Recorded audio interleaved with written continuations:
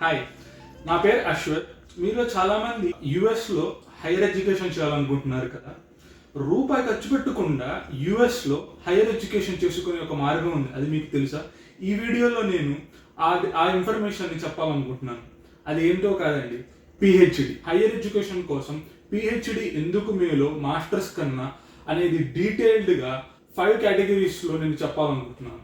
ఆ కేటగిరీస్ ఏంటంటే, నెంబర్ 1 ఏంటంటే మాస్టర్స్ ఏంది, పిహెచ్డి అంటే ఏంది, తర్వాత కాస్ట్, మాస్టర్స్ ఎంత ఖర్చు అవుతుంది, పిహెచ్డి ఎంత ఖర్చు అవుతుంది, తర్వాత కెరియర్ గోల్స్, మీరు ఏమవ్వాలనుకుంటున్నారో, మాస్టర్స్ చదివితే ఏమవుతారు, పిహెచ్డి వల్ల మీకు ఉపయోగాలు ఏంటి కెరియర్ పరంగా, తర్వాత ఛాలెంజెస్, మాస్టర్స్లో ఉంటే మీకు ఛాలెంజెస్ ఏమేమి ఎదుర్కొంటారు, తర్వాత పిహెచ్డిలో మీకు ఛాలెంజెస్ ఏమేమి ఉంటాయి, తర్వాత ఇమిగ్రేషన్, చాలా ఇంపార్టెంట్ మ్యాటర్. మీరు అమెరికాకు వచ్చేటప్పుడు మీరు రేపు ఫ్యూచర్లో గ్రీన్ కార్డ్ తెచ్చుకోవాలంటే మాస్టర్స్ తీసుకుంటే ఆ పాత్ ఎలా ఉంటుందో, పిహెచ్డి తీసుకుంటే ఆ పాత్ ఎలా ఉంటుందో, ఆ 5 ఈ వీడియోలో నేను చెప్పాలనుకుంటున్నాను. ఫస్ట్ థింగ్ ఏంటంటే డిఫరెన్సెస్ చెప్తాను మాస్టర్స్కి పిహెచ్డికి. ఇదేంటంటే యావరేజ్గా 1.5 ఇయర్ నుంచి 2 ఇయర్స్ పడుతుంది కోర్సు కంప్లీట్ చేయడానికి. అదే పిహెచ్డి వచ్చేసరికి 4 ఇయర్స్ నుంచి 6 ఇయర్స్ దాకా పడుతుంది కంప్లీట్ చేయడానికి. సో బీటెక్ వచ్చేసరికి మీకు ఏమవుతుందంటే, మీకు ఇండియాలో మీకు ప్రాక్టికల్ నాలెడ్జ్ ఎక్కువ ఉండదు, మీకు జస్ట్ థియరికల్ నాలెడ్జ్ ఎక్కువ ఉంటుంది. మాస్టర్స్ కోర్సుకి వచ్చేసరికి ఏమవుతుందంటే, మీకు ఆ practical knowledge, US based education ఎట్టుంటుంది అంటే ప్రాక్టికల్ బేస్డ్ నాలెడ్జ్ ఉంటుంది. అందుకని మీకు మాస్టర్స్కి వస్తే మీకు ఏం నేర్పిస్తారంటే, ఆ ప్రాక్టికల్ అప్లికేషన్, మీకు ఏమైతే టెక్నాలజీస్ ఉంటాయో అవి ప్రాక్టికల్గా ఉండేదాన్ని ఎక్స్ప్లెయిన్ చేస్తారు మాస్టర్స్లో. అదే పిహెచ్డికి వచ్చేకొస్తే మీకు రీసెర్చ్ మీద ఎక్కువ ఇంపార్టెన్స్ ఉంటుంది. తర్వాత ఇక్కడికి వచ్చేసరికి మళ్ళీ కెరియర్ పరంగా మీరు ఏం చూస్ చేసుకోవచ్చు అంటే ఐటీ జాబ్స్ చేసుకోవచ్చు. అదే మన పిహెచ్డికి వచ్చేసరికి అకాడమియా సైడ్ జాబులు చేసుకోవచ్చు. అదే మీరు మిషన్ లెర్నింగ్, డేటా సైన్స్ అలాంటి research oriented high paying jobs కూడా తెచ్చుకోవచ్చు పిహెచ్డిలో. అది మన ఫస్ట్ డిఫరెన్స్. రెండో దానికి వచ్చేసరికి చాలా ఇంపార్టెంట్ మ్యాటర్ కాస్ట్. ఎందుకు ఇది చాలా ఇంపార్టెంట్ అంటున్నానంటే, అదే మీరు మాస్టర్స్ చేయాలనుకుంటే మీకు యావరేజ్గా $30,000 నుంచి $80,000 దాకా ఖర్చు అవుతుంది. ఏది ఒక మామూలు కాలేజ్ నుంచి ఒక టాప్ కాలేజ్ దాకా తీసుకుంటే టోటల్గా మీకు $30,000 నుంచి $80,000 దాకా ఖర్చు అవుతుంది. అదే మీరు పిహెచ్డి కావాలి తీసుకుంటే జీరో కాస్ట్, అసలు మీరు రూపాయి ఖర్చు పెట్టకుండా మీరు మీ ఎడ్యుకేషన్ని పూర్తి చేస్తారు. ఎందుకంటే అమెరికాలో ప్రతి కాలేజ్ పిహెచ్డి స్టూడెంట్ ఫీజు లేకుండా అడ్మిషన్స్ ఇస్తారు. అది కాకుండా మీకు పిహెచ్డిలో ప్రతి కాలేజీలో ప్రతి నెలకి మీకు $2,500 నుంచి $5,000 దాకా స్టైఫండ్ ఇస్తారు. అంటే సంవత్సరానికి సుమారుగా $20,000 నుంచి $50,000 దాకా మీకు స్టైఫండ్ వస్తుంది. అది ఏంటంటే చాలా ఇంపార్టెంట్. థర్డ్ కేటగిరీకి వచ్చేసరికి కెరియర్ గోల్స్. మీరు ఒకవేళ సాఫ్ట్వేర్ ఎంప్లాయ్ అవ్వాలనుకుంటుంటే, లేకపోతే ఒక ప్రాజెక్ట్ మేనేజర్ అవ్వాలనుకుంటుంటే, అవ్వాలనుకుంటే మీరు మాస్టర్స్ చేయొచ్చు. అదే పిహెచ్డికి వచ్చేసరికి మీరు ఒక ప్రొఫెసర్ అవ్వాలనుకున్నా, లేకపోతే మీకు ఒక హైటెక్, ఇప్పుడు ఏమో ఒక మేజర్ ఇంపార్టెంట్ టాపిక్ ఏంటంటే పిహెచ్డికి వచ్చేసరికి మీరు మిషన్ లెర్నింగ్ కానీ లేకపోతే డేటా సైన్స్లో జాబులు తెచ్చుకోవాలనుకుంటే ఇప్పుడున్న మార్కెట్ ప్రకారం మీరు మాస్టర్స్ అనేది ఒక మంచి ఆప్షనే కాదు, పిహెచ్డి మంచి ఆప్షన్. ఎందుకంటే అది నా ఎక్స్పీరియన్సెస్ గురించి చూస్తున్నాను.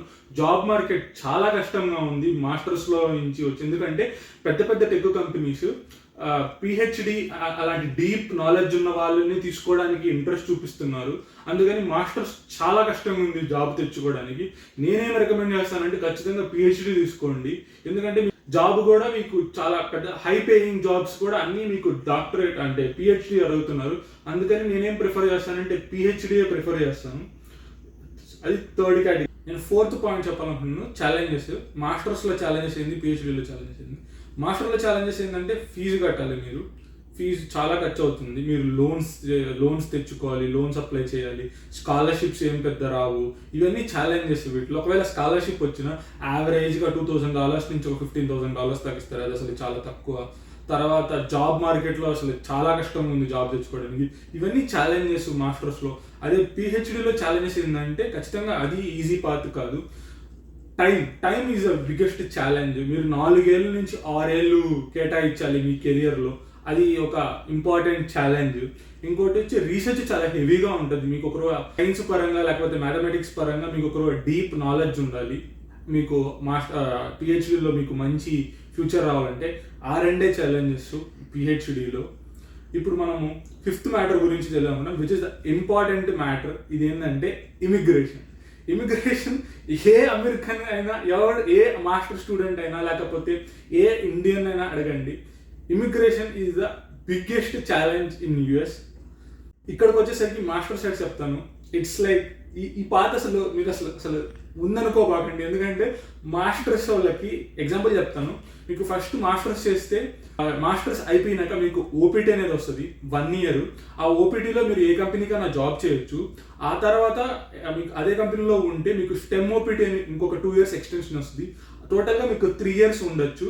ఆ తర్వాత ఇంత లోపల మీరు H1B మీ ఎంప్లాయర్ కావాలి ఇస్తే మీరు H1B అప్లై చేసుకుంటారు. లాటరీలో పిక్ అయితే మీకు H1B వస్తుంది.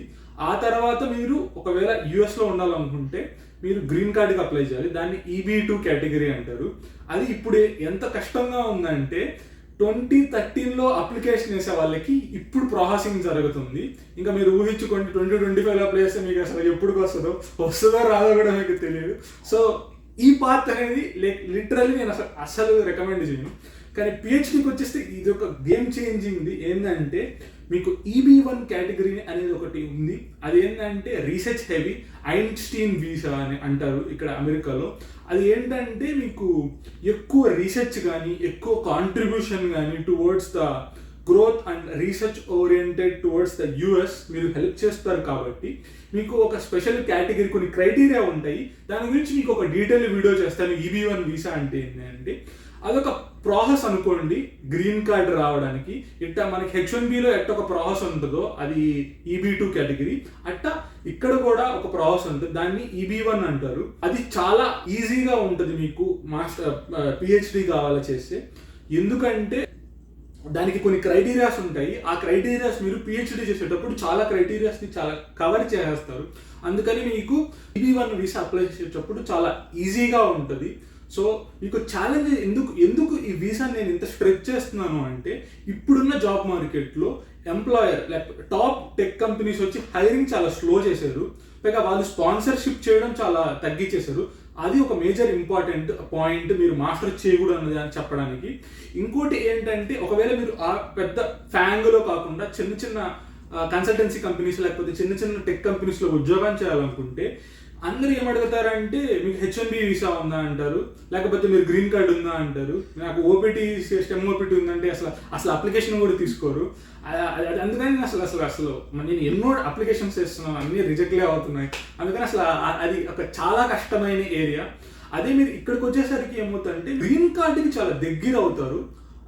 ఈ 5 yearsలో మీరు యూఎస్లో ఉంటారు కాబట్టి మీరు ఈ 5 years డ్యూరేషన్లో చాలా రీసెర్చ్ పేపర్లు రాస్తారు, చాలా కాన్ఫరెన్స్కి అటెండ్ అవుతారు. అంటే చాలా క్రైటీరియాస్ ఉన్నాయని చెప్పాను కదా, ఆ క్రైటీరియాస్ అన్ని కవర్ చేస్తారు. దానివల్ల మీరు గ్రీన్ కార్డుకి దగ్గర అవుతారు. ఇప్పుడు నేను ఈ EB1 చెప్పాను కదా, ఆ కేటగిరీలో మీకు వీసా అంటే గ్రీన్ కార్డ్ రావాలంటే ఎన్నెళ్ళు పడుతుందో తెలుసా? జస్ట్ 2022లో ఉన్న అప్లికేషన్స్కి ఇప్పుడు వీసా ఇస్తున్నారు గ్రీన్ కార్డు. అంటే ఎంత రఫ్లీ 3 years. ఇప్పుడు మీరు జాయిన్ అయినా తొందరగా మీకు గ్రీన్ కార్డ్ వచ్చేస్తుంది. అదే ఇక్కడ అనుకోండి ఇంకా మీరు అది జరిగినట్టే, అది జరగదు ఇప్పటికి. సో ఇవి 5 పారామీటర్స్ నేను డిస్కస్ చేయాలనుకున్నాను.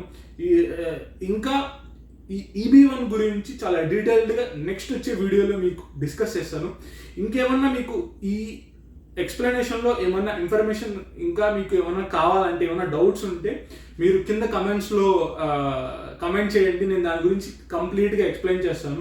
తర్వాత నా కాంటాక్ట్ ఇన్ఫర్మేషన్ కూడా పెడతాను డిస్క్రిప్షన్లో.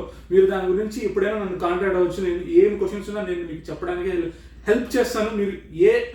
మీరు మన ఇండియా నుంచి యూఎస్కి వస్తున్నారు, మీకు ఏమేమి ఛాలెంజెస్ ఉన్నాయి, మీకు ఏమి చేయాలి అన్నది నేను క్లియర్గా ఎక్స్ప్లెయిన్ చేస్తాను.